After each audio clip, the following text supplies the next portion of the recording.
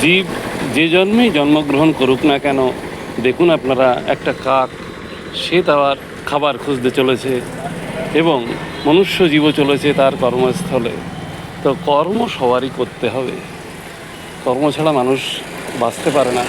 কিন্তু মূল কথা হলো, এই কর্মের উদ্দেশ্য নিয়ে আমরা যদি সবসময় দৌড়াদৌড়ি করি, ছুটাছুটি করি, তাহলে মনুষ্য জীবন কিন্তু পুরোটাই ব্যর্থ হয়ে যাবে। কারণ মনুষ্য জীবন আমরা যে পেয়েছি, কেন পেয়েছি আর কি করা উচিত সেই জীবনে, সেটা একবার যদি আমরা না জেনে চলে যাই, তাহলে আমাদের পুরো জীবনটাই ব্যর্থ হয়ে যাবে।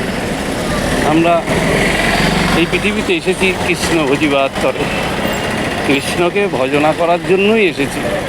কিন্তু আমাদের মূল উদ্দেশ্য থেকে আমরা সবসময় দূরে সরে চলে যাচ্ছি, কারণ শুধু অর্থের জন্য পুরো জীবনটাই আমাদের ব্যর্থ হয়ে যাচ্ছে। তার জন্য আমি সবাইকে একটা কথাই বলি, এক হাত দিয়ে কর্ম করুন আর এক হাতে ধর্ম করুন, কারণ ধর্মপথই আপনাকে একদিন বৈকুণ্ঠের পথ নিয়ে যাবে। অতএব ধর্মকে ত্যাগ করে কখনো কর্ম করা উচিত নয়, কারণ ধর্মপথ মুক্তির পথ।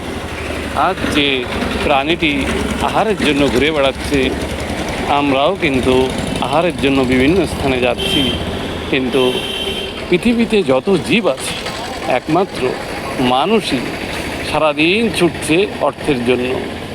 জীব কিন্তু অর্থের জন্য ছুটছে না, সারাদিনে যতটুকু প্রয়োজন সেই আহারটুকু পেলেই তার জীবন চলে যাচ্ছে। অতএব আমরা কিন্তু একবারের জন্য ভাবছি না আমাদের গতি কী হবে, আমরা এর পরে কোন লোকে জন্ম নেব। অতএব একটু ভাবুন, আর সেই ভাবনার মধ্য দিয়েই আপনি কিন্তু সৎ গুরুর আশ্রয় নিয়ে বৈকুণ্ঠের অধিকারী হতে পারবেন। হরে কৃষ্ণ, রাধে রাধে, ভালো থাকবেন।